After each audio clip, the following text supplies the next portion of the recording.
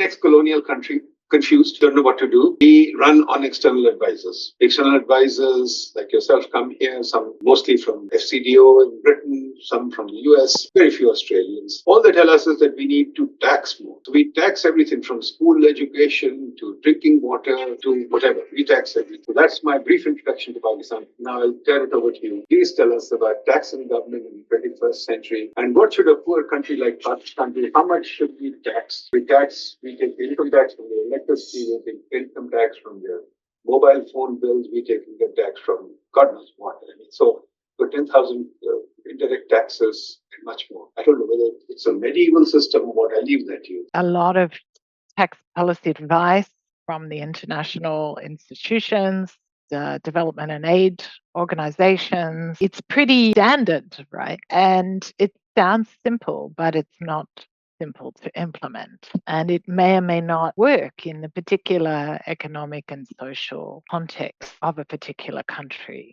So my research covers a wide range of areas of taxation over sort of nearly 30 years now. Most recently, I've been looking at this whole idea of taxes to finance government. Where does this idea come from? What is this particular form of nation state, if you like, that is financed by taxes?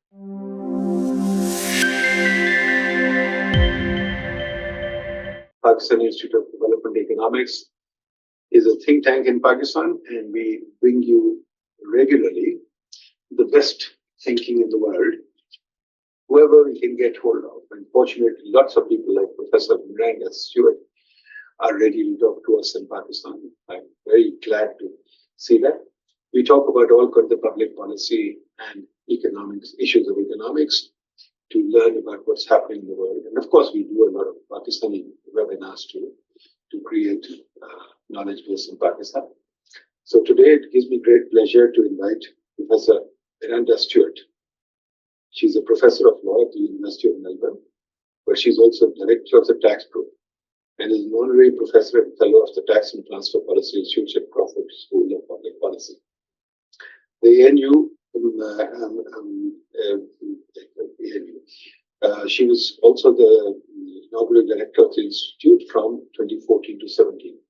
She carries out research and advisory, teaching across a wide range of topics in taxation law policy, including taxation of large and small business entities, and has an enduring interest in the legitimacy and the fairness of tax system to support income. Well, Professor Miranda, we are happy to have you here. Love to hear from you. We are a small, we're a small, confused colonial country. And unfortunately, international advice tells us only one thing.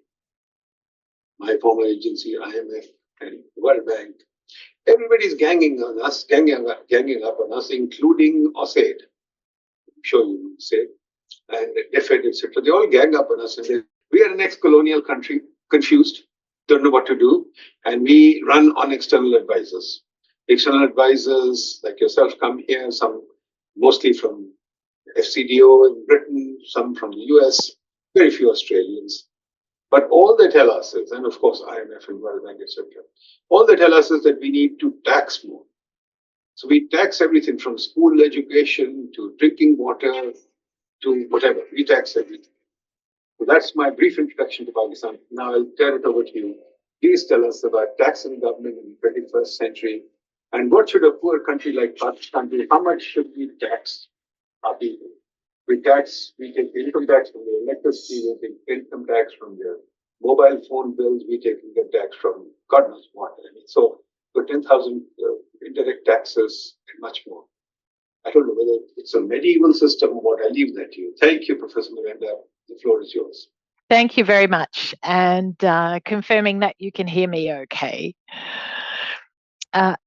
So that's a very important question you ask, and I certainly don't pretend to have good advice for you. But I think you do ask the right question, right? And I agree with you that a lot of tax policy advice from the international institutions, the development and aid organizations, it's pretty standard, right?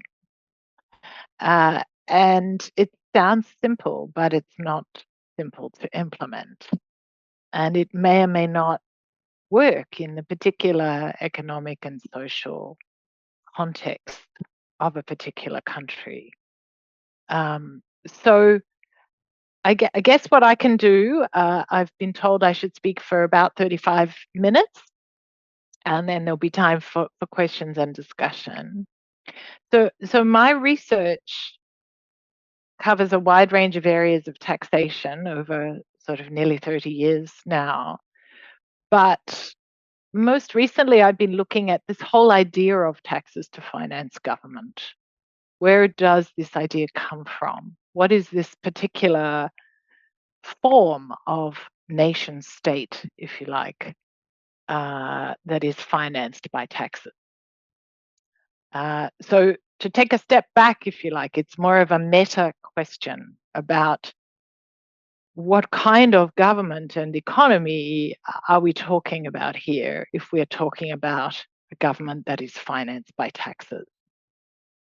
I have some caveats which I'll go through in the presentation, but I tried to synthesize some of this thinking and some of my views about critical tax policy issues in this book I published in 2022 called Tax and Government in the 21st Century. And the book is with Cambridge University Press, and that's why that's the title of the talk. Pretty ambitious, why not, right?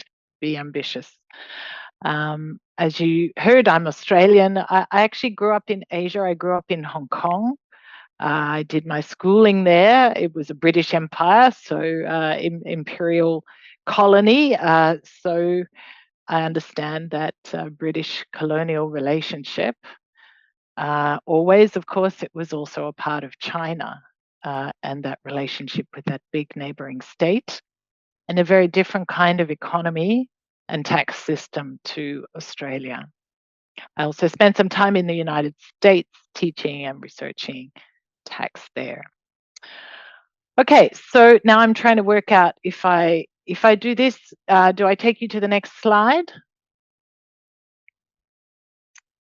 So this should be a picture.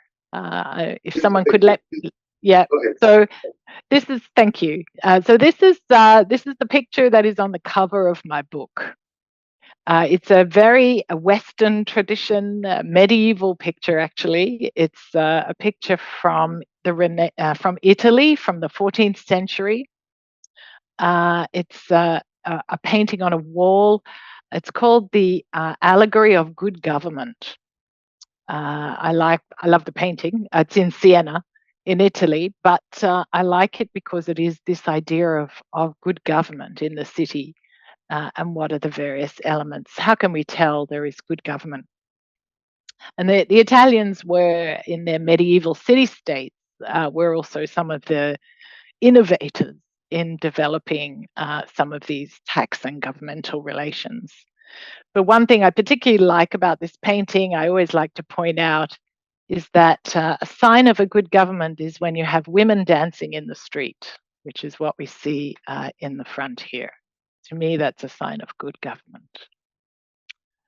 Okay, so my book covers a whole range of different areas. The first part of it deals with this idea of the tax state, which I will say something about, the process of budgeting, the fact that tax is a part of a broader fiscal and public finance process of a government, and policy principles.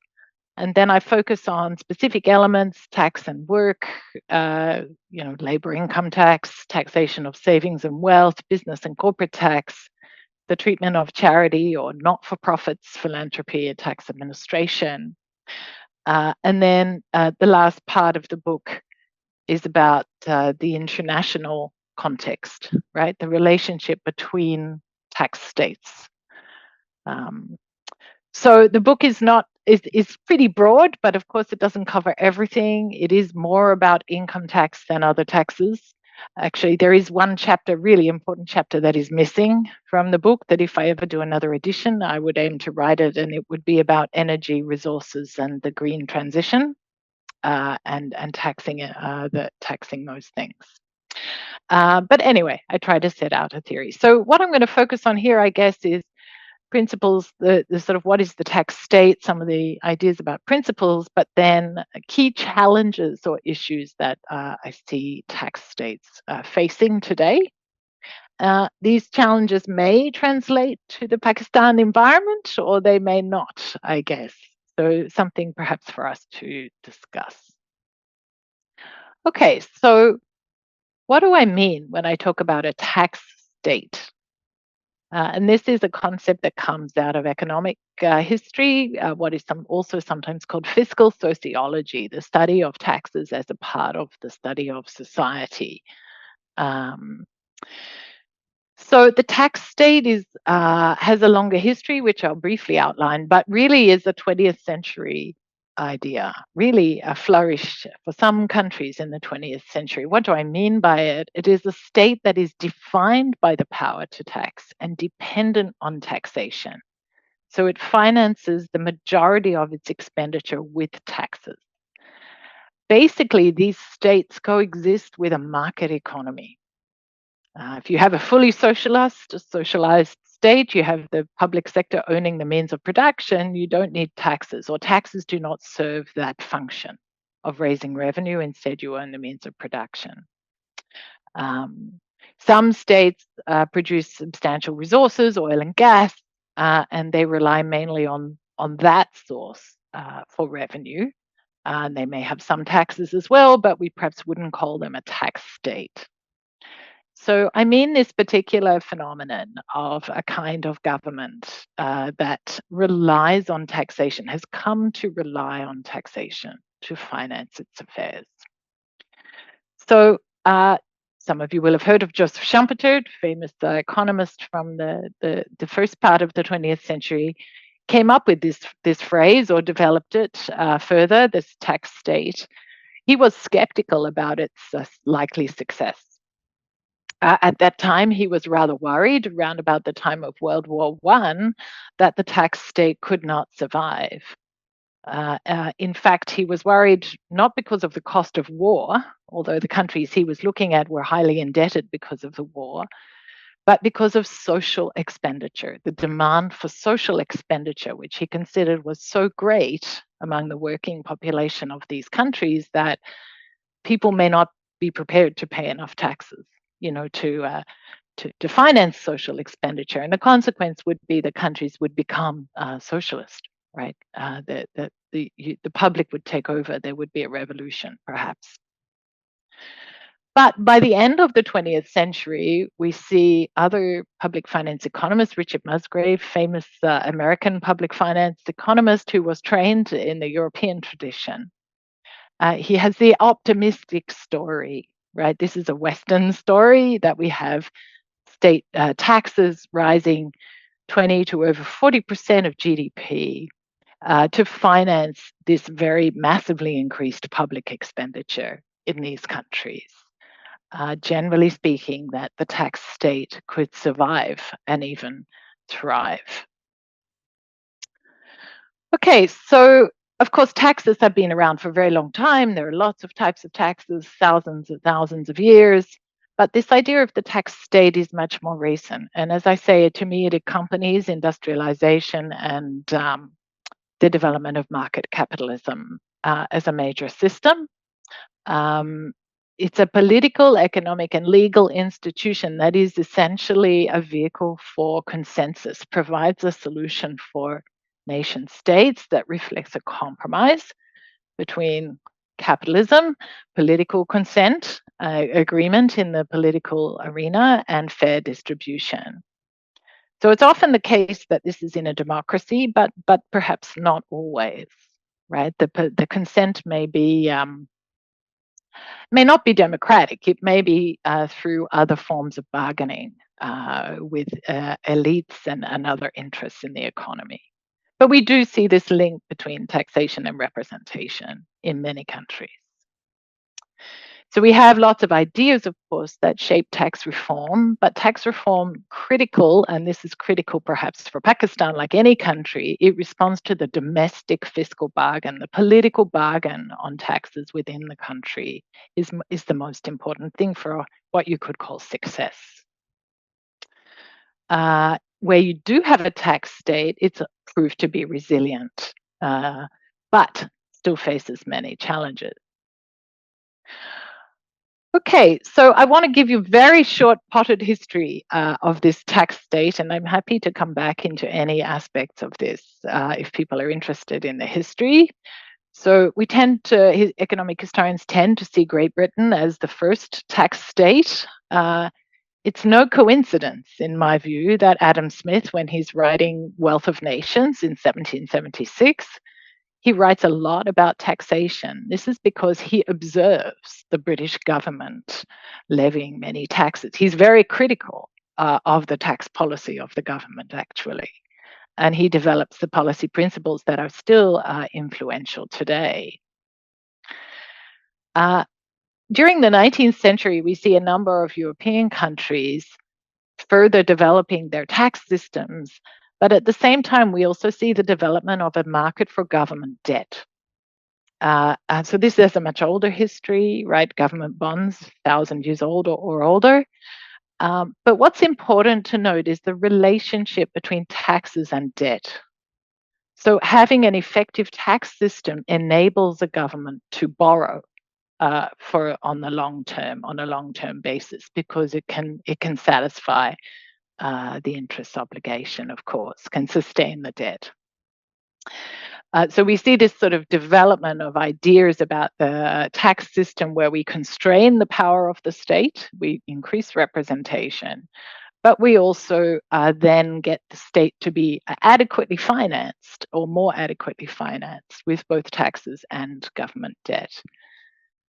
During the 19th century, we also see the development of a social idea of the state, right? In particular, in the Germanic area, the theory of public finance, the Germans call it Finanzwissenschaft, and the social state.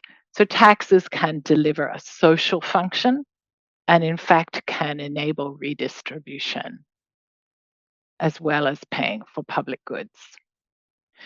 But it's really in the 20th century that we see the kind of full flourishing of this kind of tax state. Of course, the rich countries and then the former colonial states. And then in the second half of the 20th century, as you know, we have this wide decolonization process, but it has been much more difficult for many post-colonial states to fully build on this idea of the tax state. So this is why I asked the question about whether some of my work is directly relevant to Pakistan. Christopher Hood is a British political scientist, and he called it the good 20th century.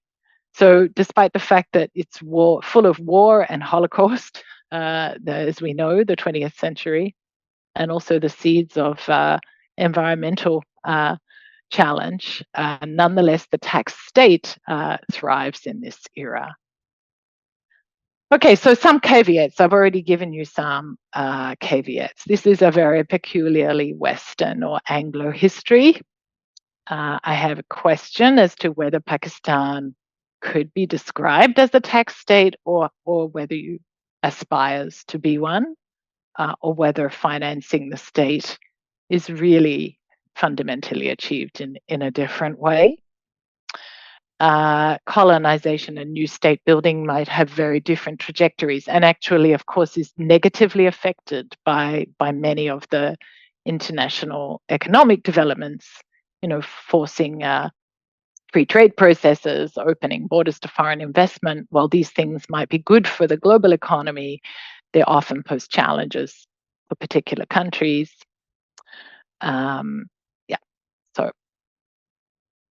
So this is the story in data of this growth of the tax state. So on the left-hand side, this comes from our World in Data, this chart. We have a couple of examples: France, Sweden, the UK, the United States. At the end of the 19th century, these have taxes below 10% of GDP, even lower, the US 5% of GDP or gross national product. But what you see is the massive increase in these taxes as a share of the economy during the 20th century, basically until the 1970s or the beginning of the 80s. And then we see a flattening out. It's very volatile, of course, because of the business cycle. Tax revenues often go up and down. But you can see this sort of flattening out. You can see also the difference between these states. So not all tax states are the same. We know that many of the European states have much higher tax to GDP ratios. The UK around about 35% of GDP, the US 28%. So on the right-hand side, I show you the Australian story. Australia is interesting because we have national statistics going back to the year of federation, which was 1901, when the British colonies came together. We had tax to GDP at that time of about 5%. You can see the change during the 20th century, of course, a massive increase at the time of World War II. But then it stays up. But you can see we are very similar to the United States. We are not that similar to Europe, actually, in our tax to GDP ratio. So just to give you a snapshot comparison, of course, we have, as I understand it, Pakistan 10% tax to GDP ratio. There is Australia just under 30%. This is the 2022 statistic. So there is no doubt that Pakistan, like many East Asian, South Asian countries, has a much lower tax to GDP ratio. So is it a tax state? Perhaps not. There's no one magic number, of course.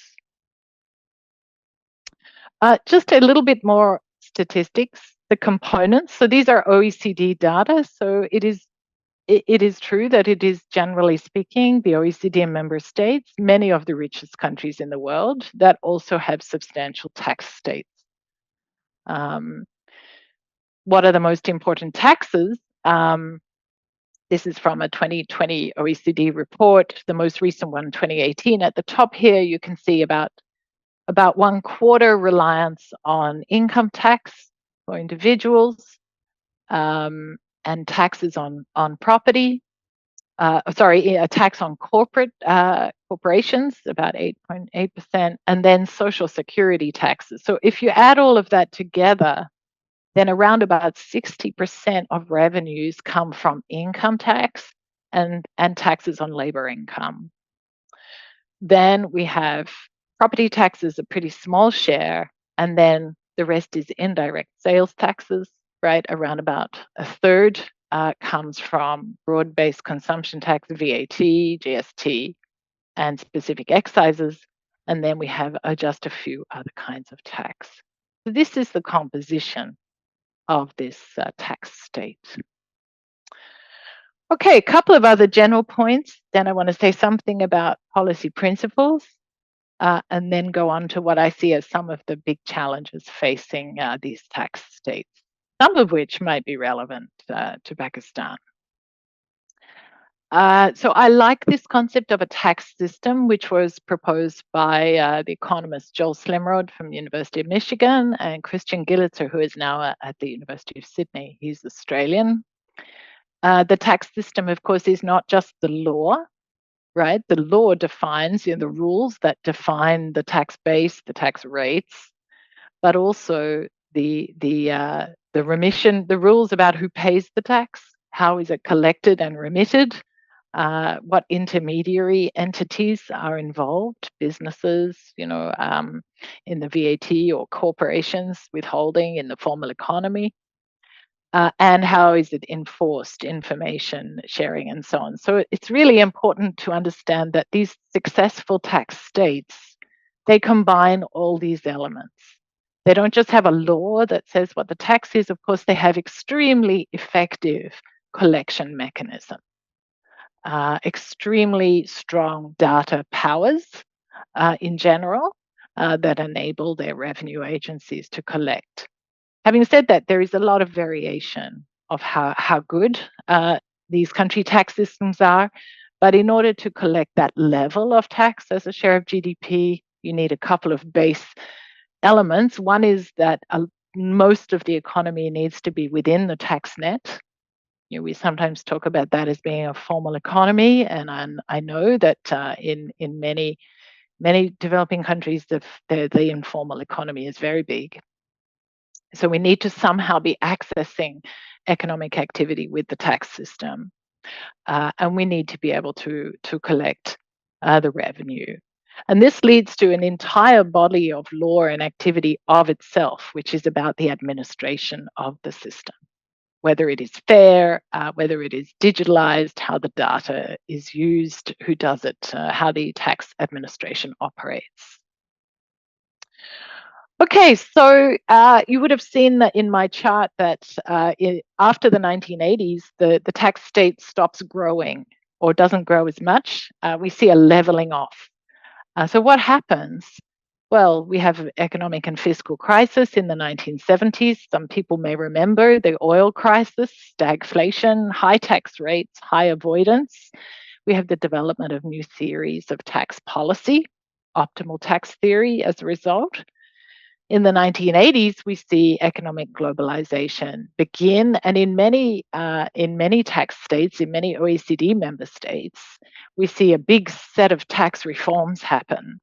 These tax reforms generally reduce tax rates on individuals and on businesses, and this may help to put the brake on growing the tax system.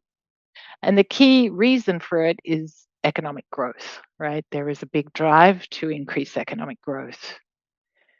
In the 1990s, we see increased fiscal discipline and reduction in tax rates. But in particular, we also see the digital economy. Again, some people might remember the internet begins 1995, I guess. I was living in New York when we had the first NASDAQ crash at the end of 1999, 2000. So we have this global digital era, but it takes some time for governments to wake up and to start to use digitalization themselves, not just in the private sector.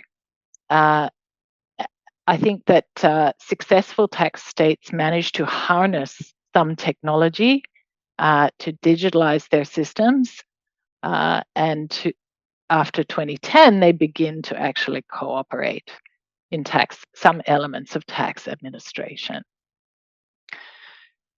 So we have a series of crises, of course, global financial crisis, then we have COVID, fiscal crisis. It seems that partly in response to these crises, we get some kinds of tax reform happening in some countries. The latest development has been international tax reform focusing on multinational enterprises. But we've also seen more reliance on labor taxation in many tax states, and in particular social security taxes. And to me, this is a risk, right? This is a challenge for many tax states because we are probably overtaxing workers in many of these rich countries and undertaxing capital. So do we see the end of growth of the tax state? So this is again that tax to GDP ratio, but from 1965 onward, you can see it kind of stays flat. There is a lot of up and down. Norway is an exception. Of course, Norway has a very big, very high taxes on its oil industry. Now, this is a risk for Norway because at some point we're going to stop using oil. But for now, they still generate substantial revenue from this base. Again, you can see Australia. There is a trend up again, right, post-COVID. Okay. So what I want to do in the time remaining is say a bit about challenges and principles and then focus in on a few things. So this tax state of the rich countries, you could call it, the OECD member states that have taken advantage not only of imperialism and free trade and so on, but also of their market economies, have managed to build the political consent to tax systems. What are the challenges that these countries face? I think they face quite a lot of challenges in their tax systems. The biggest challenge to tax system actually is slow economic growth, because the taxes, to be effective, to rely on the market economy.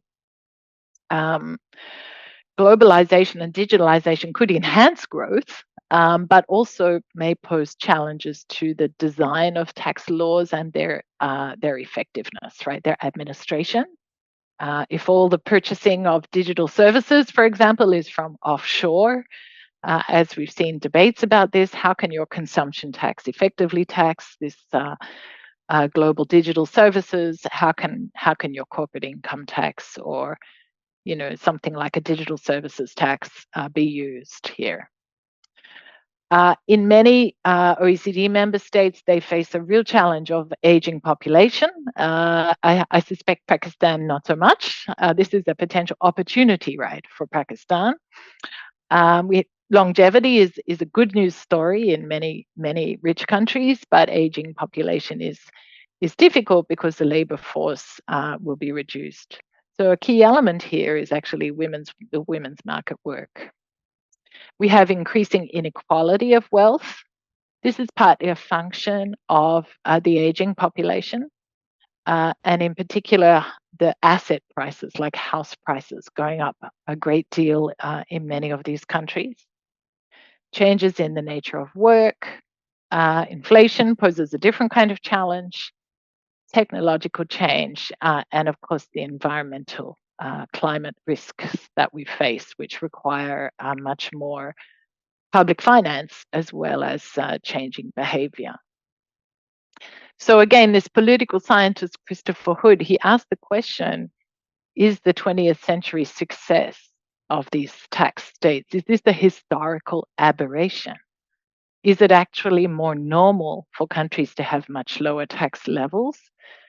Are there ways that these countries can maintain, or even if they have to increase these tax levels to manage for public goods and distribution?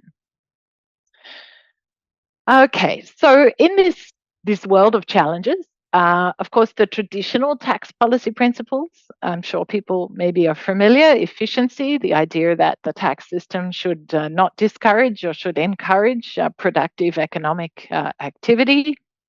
Optimal tax theory, developed in the 1970s, that we still use, talks about looking at elasticity of response and designing a tax system that takes account of behavioral incentives to work or save or invest. Equity, distributional justice, especially on ability to pay. But in particular, in these countries, we have the tax system, and we also have what we could call the social state.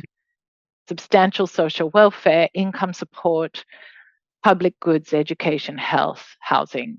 Housing is the big one that is missing in many countries. So we have to think of these things together. Simplicity is not, it sounds great, not itself necessarily a key goal, but the system needs to be administrable.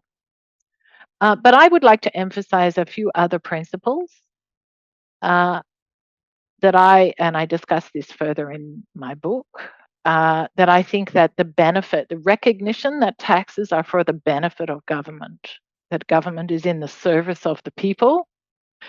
This broad benefit principle, is really fundamental to a successful tax state. If people start to distrust that the government will deliver, then the tax system is likely to fail, or at least become more coercive and less popularly accepted. Legitimacy, that tax law has to be appropriately linked to legitimate power, political, legislative processes, and so on. And the concept of resilience, that the tax system can adapt to external shocks. So this idea of system resilience comes out of environmental theory, right? The ecosystem resilience.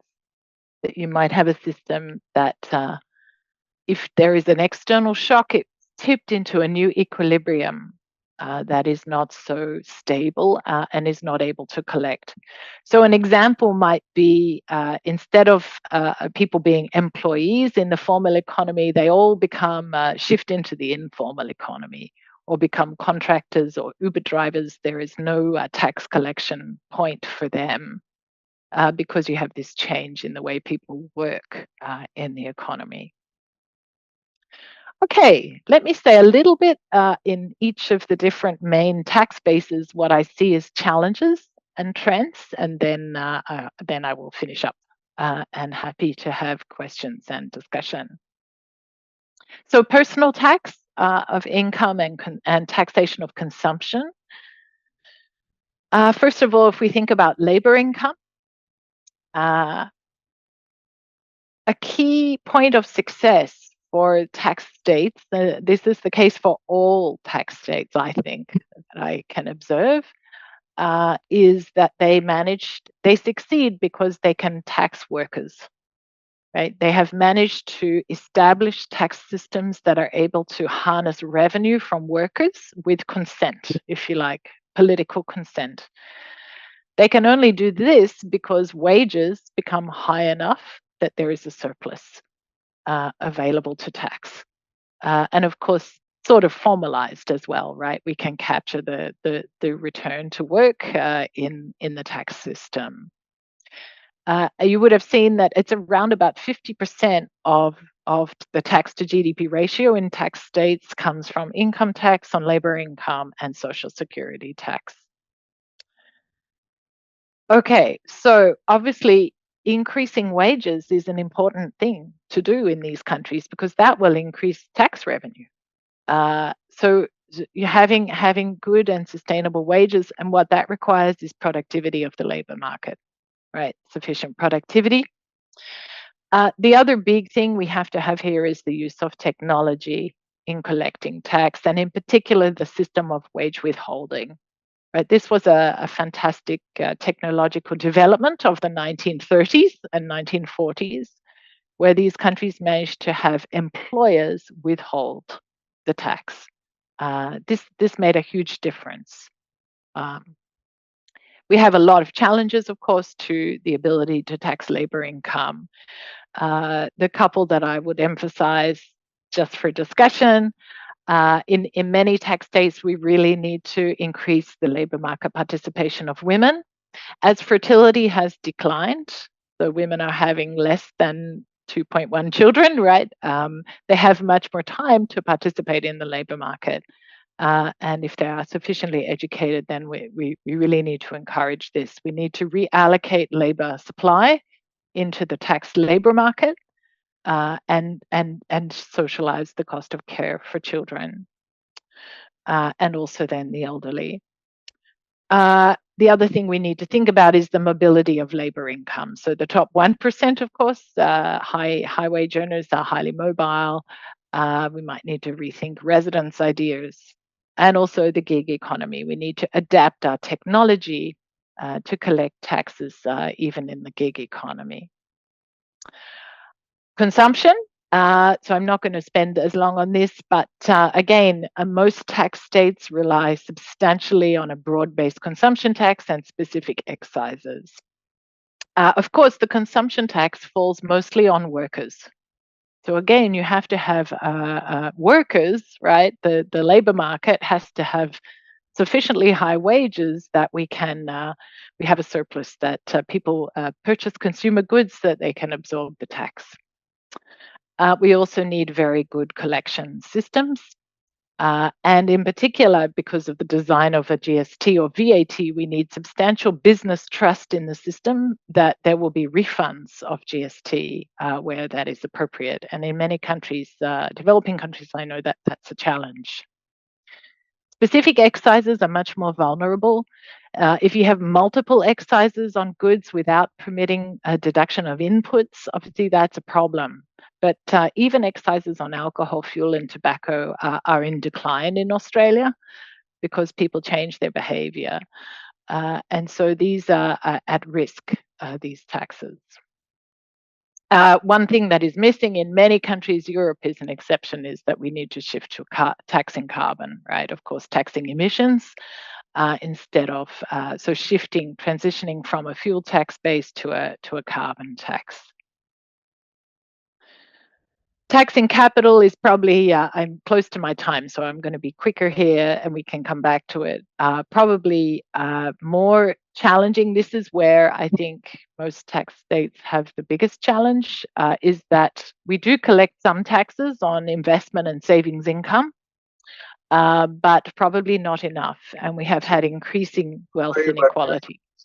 Mr. Stewart, sorry to interrupt, don't worry about time, just explain the things well, that's fine. Okay, great. I'm sorry. Yeah, I'll do a bit more. Yeah. So ironically, many tax states, they taxed capital more at the beginning, but they didn't collect much revenue from it because the economy was relatively small. 100 years ago, you had taxed land, inheritances, investment income, and not much labor income tax. And today we see the reverse. And so a country like Australia, for example, the challenge we have is that we need to increase taxes on savings, increase taxes on wealth and capital investment. But of course, this is politically difficult. These are highly mobile individuals. They are older, they vote, they are politically powerful. So these are some of the challenges of taxing capital more in order to increase fairness. And make the system more resilient. In business taxation, I just want to highlight, so the corporate tax reforms is a substantial part of revenue in many OECD member states. In Australia, we rely very heavily on corporate income tax, more than many other OECD countries. But the issue here, I think, is now governments are seeking to try to build economic growth and encourage investment. And so the challenge, at the same time, governments want to put a minimum tax and they want to crack down on tax avoidance in BEPS. So governments, I think, are now having to target their tax system in different ways for corporations.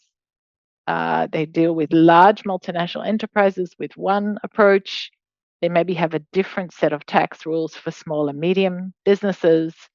They have to distinguish between immobile investment, land-based and resource-type activities versus mobile investment, and the ability of companies to tax plan, to profit shift. And they want to encourage more innovation and risk. So there are competing tensions in the corporate tax, I think, in many countries. And they have not resolved these tensions yet. Just finally on administration and governance, I already mentioned the importance of the administration system. So we are seeing many tax states do a lot of work to enhance tax system administration, e-filing, digital data, real-time remittance. So in Australia, for example, we now have real-time information every fortnight for wages. The payroll system for most businesses, the tax office can see the data every fortnight and the amount of tax that is remitted, withheld by the business. So we have real-time collection. And we also have using AI and risk approaches to tax administration. There's a lot of benefits of data and automation, but there are also quite a lot of risks. So these are some of the risks that these countries are facing with data and automation: problems of inaccurate or wrong algorithm, problems of a lack of privacy and lack of trust of taxpayers in the system, and the problem of achieving certainty. And of course, we see this increased emphasis on anti-avoidance rules in every country and also in international tax. And one of the problems, this is important, right? Because there are tax avoidance and tax planning activities at all levels, individuals, multinational enterprises. But the more that governments rely on these anti-avoidance rules, the less clear the tax law becomes, and they might fail to actually structurally fix the tax system. And also it increases disputes and the management of disputes with taxpayers and even between countries. Okay, so to conclude, how can the tax state survive in the 21st century? The question for me is, how stable, beneficial, and fair is the fiscal bargain?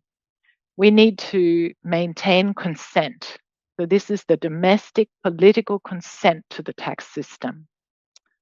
We need to manage delivery of enough revenue, manage the politics of the aging population, and encourage economic growth and the energy transition.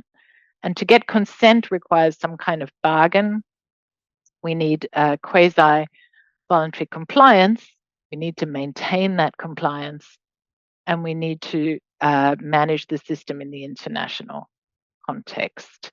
And of course, this is very uncertain for many countries. We have competition, but also processes of cooperation.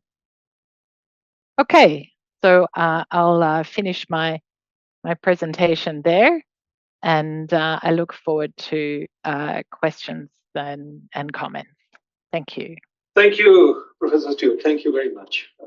I think really a very good presentation. I enjoyed it. Lots of stuff to chew on. Let me begin with some questions. I have some questions, but I leave them for the moment. Khalid, sir, go ahead. Thank you very much, Professor. An excellent talk, and it was a pleasure reading your book as well. Thank you. Quick question, which I missed from your discussion, that the reforms actually need to start with sort of an adjustment from where we are actually making them. I'll give you a quick example. We have just shown a graph in which the tax to GDP ratios historically were going up, because on the other side, we also see that the government are actually providing better public goods and services. So there is a benefit principle which we can see. But in case of developing countries like Pakistan, this system is totally broken up. We have not talked about the tax morality concept, but we feel that in our system, this is now too much of a problem of itself, where taxation is totally independent of what the other side is actually providing for. And given that we are trying to finance the expenditures which are not as per the need of the society, the people really don't want to pay. So how would you propose something to happen from this state?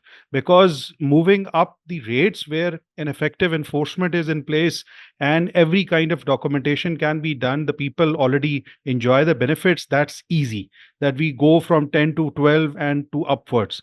But in states in which actually the system is totally broken up, how would you suggest a reform process can start? Should we scrap the taxes to a very low rate so that everybody is compliant and they're willing to participate? Second, should we decentralize first, where everybody actually gets what they're paying for, and then we gradually move up the ladder in terms of thinking about the tax to GDP ratios or actually financing the whole sum of the expenditures? So my request to you would be to talk about that, how to take up this patient which is actually in ICU and bring him back to a very normal condition. And the pressure is that to do it overnight. That's the problem. Thank you. I think if I had the answer to your question, I would be rich.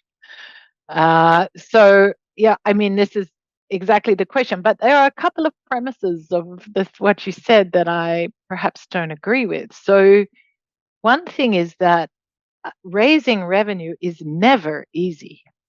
Right? It is never easy. It is not easy in the tax states that I have described. It is not easy in Australia. It is almost impossible in Australia to raise the GST by 1% from 10% to 11%, even though that would be a very easy way to get some more revenue.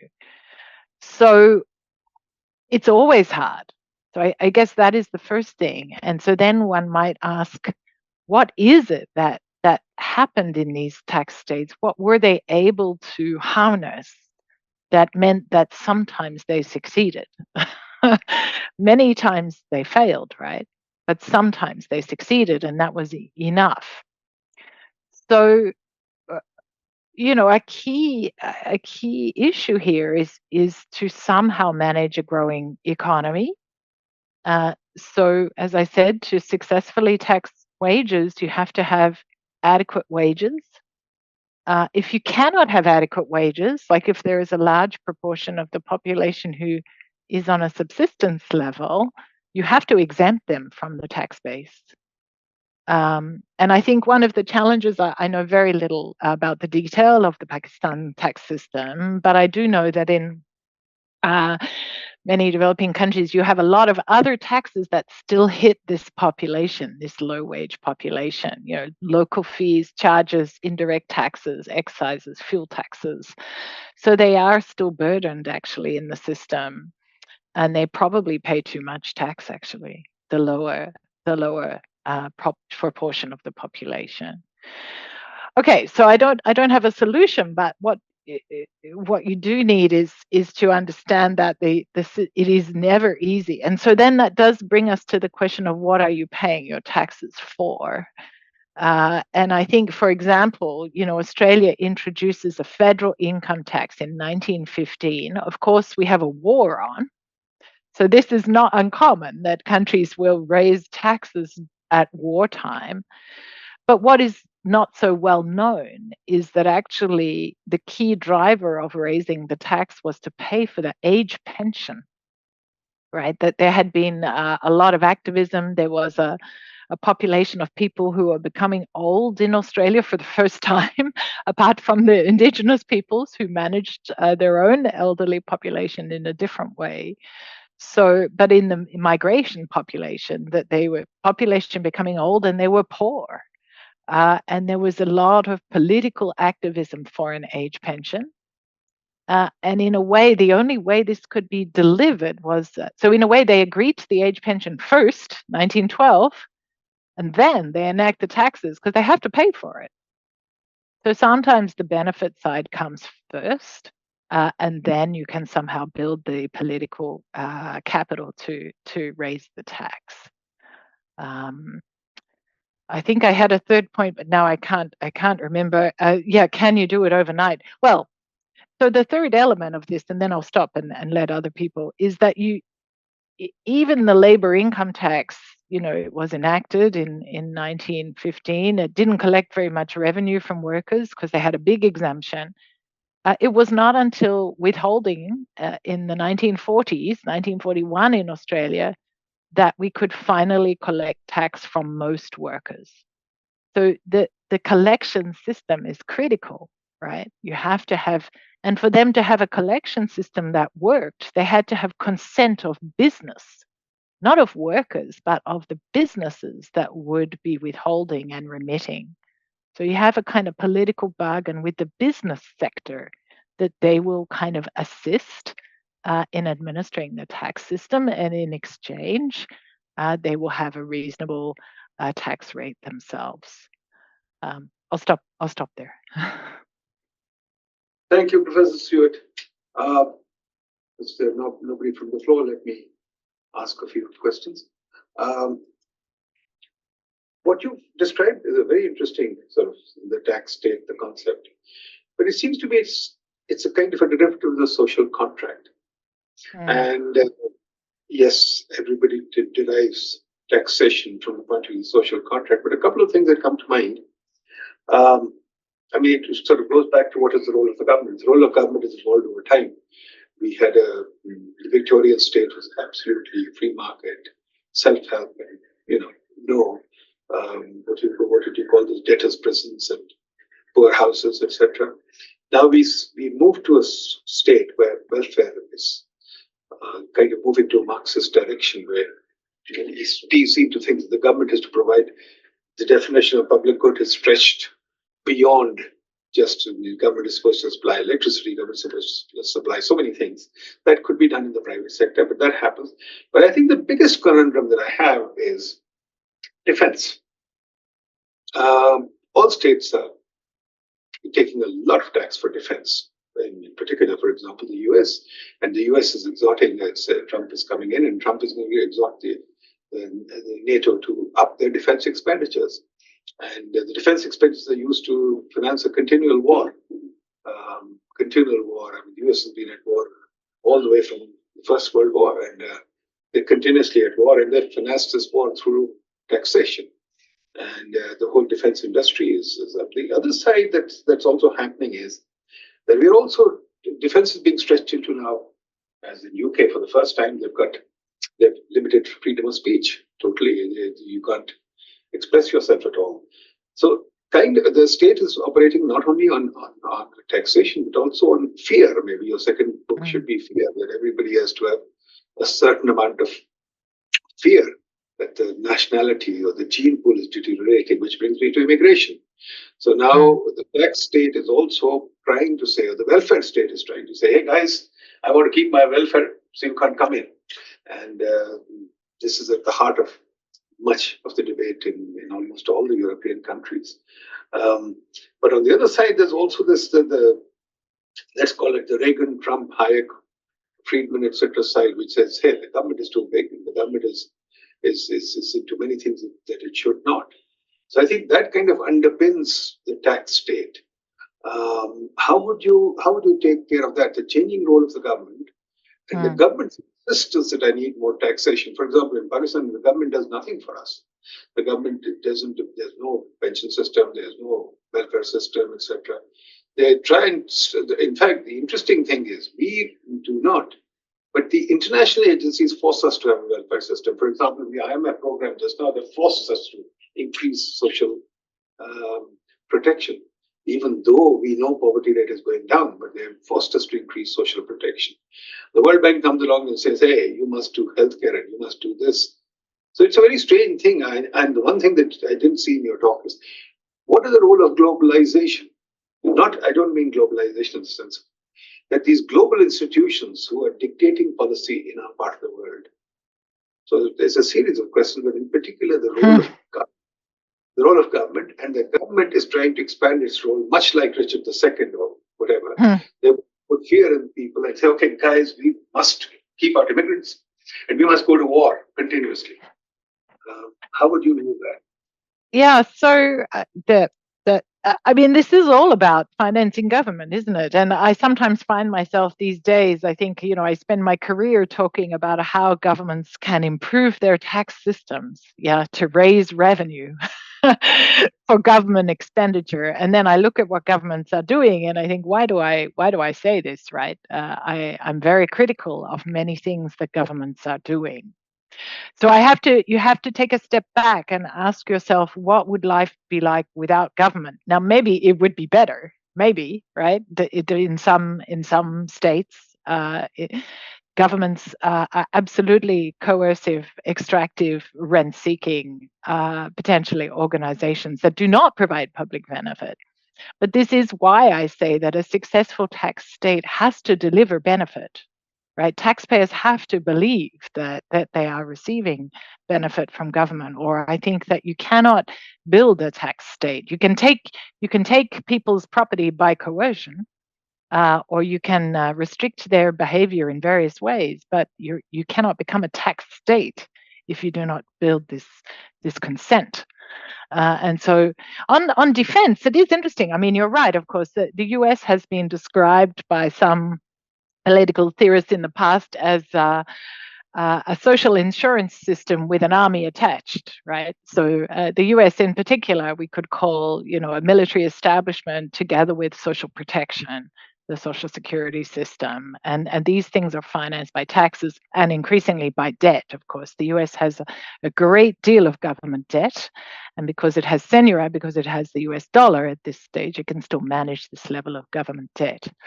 But the other countries in NATO and a country like Australia, for example, I mean, if we do increase the expenditure on defense somewhat, and this is happening, you're quite right, it's still like only 2% of GDP.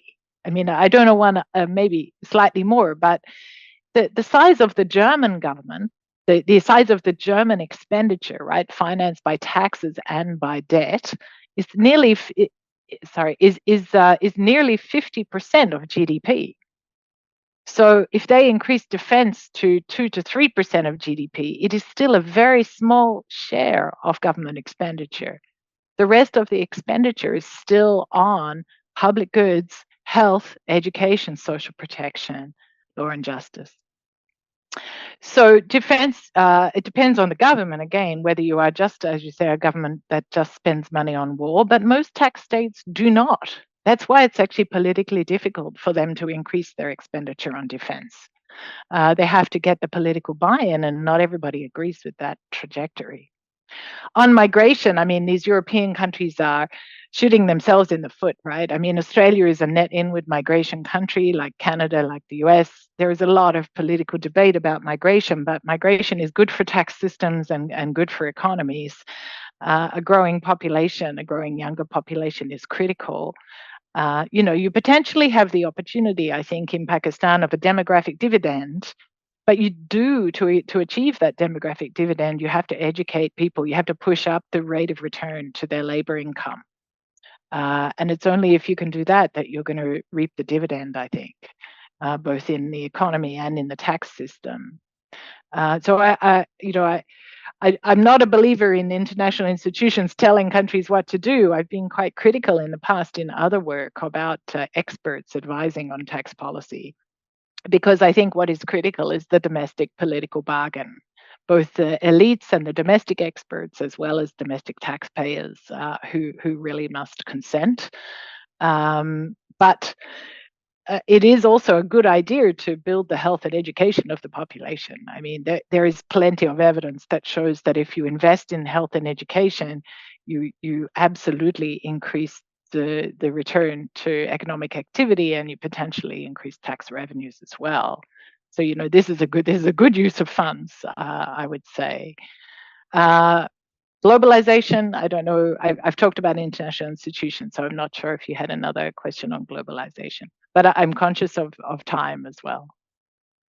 Look, on globalization, I think the key thing that's coming up now is really what you emphasized earlier, but it's an important issue to face, and which people like Piketty, etc., have been talking about, that should we have global taxation, or should we have country by country taxation? And is there tax competition taking place, especially, as you mentioned in your presentation, to multinationals have the ability to hop from country to country seeking tax bargains? And they do get them. Even in the US, they got tax bargains. For example, you remember when Amazon was looking for space, and they got the whole of the Eastern Seaboard to compete. And all kinds of jurisdictions came in with tax offers. So that's also very much a part of the system. So going forward, there's another thing that's going to come up with digitization is the fears that the Uber economy might increase, or the fear that what do you call it, unemployment may increase. So there's talk of universal basic income too. So when you have that, the tax base will narrow even further. So how do you think about those trends looking forward? So just briefly on the globalization point, I guess I hope Pakistan is going to be active in the new United Nations process, the negotiation of a framework convention on international tax. I think it's important that a country such as Pakistan is visible and active in this debate. I think that the two pillars, it's essential to have global cooperation. But so far, the establishment of these two pillars, global minimum tax and stuff, are still working in favor of the rich countries, and of, in particular, the multinational enterprises, mostly in the United States, some of them in Europe. And Pillar 1, the idea of giving some taxing right to the market country, I think is of course is going to fail because of the US, no matter who is the president actually. And so I always thought that some kind of equilibrium of digital services taxes, to be honest, is a good idea and maybe something useful for Pakistan as well. I think digitalization is going to happen across the economy. I'm sure that there are opportunities there for a country like Pakistan, like for leapfrogging of technology, for using automatic digital systems, mobile phones, and so on, if you can harness the internet appropriately and the return there. Basic income. So, I mean, this is one particular approach to thinking about social welfare. I'm not ideological about this. I do think you need income support for the very poorest, but depending on the country, it might be better delivered in basic foods, health, education, housing. Sometimes some sort of income support. Basic income has become more interesting for many richer countries because of the privatization of risk. Because individuals and families are increasingly feeling the risk of health challenges or loss of income in a digitalizing economy, rapidly changing labor market. And there is an idea, I think, that a basic income can help smooth the risk and make people more able to cope with the changes in the labor market. So that could be true, but it depends on how you think about designing an income support system. I'm conscious there's another question there. I do have to finish by 5:10, so yeah. Sir, go ahead. Actually, my question was second to Dr. Nadeem. Where do you think that developing countries stand actually in terms of these BEPS or the UN Convention? Because to date, I think it's optional that the countries need to opt for it or they have to become part of it. So in a kind of a globalized world, is there a second option for countries not to opt for that system of global taxation? This is the first. Second, quick question on the wealth. In Pakistan, we had almost an amnesty scheme coming after every 3 years, where certain assets have to be sort of regularized in with the assumption that henceforth they're going to bring in more resources. So how good is it, do you think, that in a developing country like Pakistan, when we offer amnesty, does it create a perception that sooner or later it's going to come back? So let's keep informal till that time to come. Yeah. On the international negotiation, I mean, the BEPS process is sort of run through the inclusive framework of the OECD, and of course, this is optional. Countries can join, are still joining the multilateral instrument, joining these various anti-avoidance rules in transfer pricing and so on. The two pillars, I mean, countries can decide whether to sign up or not to these convention or to adopt the model rules. The UN framework is just at the beginning process. And of course, I think it will be optional in the sense that countries can choose in the end to join a convention or not. At the moment at the UN, actually right now as we speak, we have the ad hoc committee has been established to draft the terms of reference, only the terms of reference for negotiating a convention on international tax. And there is a big debate about what should go into this convention. Is it really about allocating more revenue to source countries, which I think would be advantageous for Pakistan, for example? Or is it just about processes of administration and dispute resolution? And people may be aware that, of course, most of the member states of the OECD voted against the General Assembly resolution last December. So this was unfortunate. In my view, Australia voted against it. I think these countries really need to recognize that the time is ripe for a UN-based process. Of course, countries can then decide if they wish to join the process or not. But at least it is open to every country with the same vote and setting the agenda equally. Second question was about wealth and amnesties. So amnesties are risky. Just thinking about tax administration, just in general, I think an amnesty or a transparency process can be useful, but there is a real risk that this is not taken seriously, especially if it is repeated. It becomes a problem for the administration. And I think there is plenty of evidence that high income and high wealth people will tax plan and make decisions in response to what they think the revenue agency is going to do. I think we can see this experience in Indonesia as well. I don't know if people are familiar with the Indonesian tax system, but again, they have had quite a number of amnesties. And I think it can backfire. You have a real problem, right, with taxing offshore income and wealth of the elites. There's no doubt this is a big problem. It's a big problem even for a country like Australia. One way to deal with it in the longer term is to build the data sharing relationships with other countries.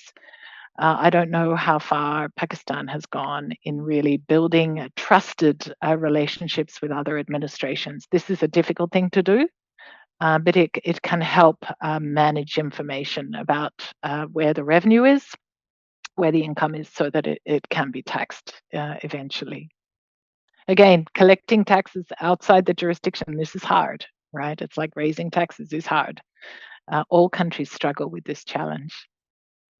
Thank you very much, Professor Stewart. Thank you very much. You've been very kind. My last word is just this. Please stop the UN resolution if you can. Because every time when you, like FATF, the Financial Action Task Force, killed the financial system. These resolutions, the UN is sort of, ultimately we don't have the negotiation skills, nor do we have the ability to negotiate. Our people just go there because they get a trip by the UN, and ultimately it's controlled by people in the Western world. So we suffer, all these countries, all the resolutions, all the international conventions that have happened, we have suffered. So we'd much rather face the market rather than have this. If you have a source taxation, it'll all go to the US, we'll be sitting there holding the baby. So anyways, thank you very much. It's given us a lot to think, a lot of pause, and that's all we want from a webinar. And thank you. Your book is wonderful.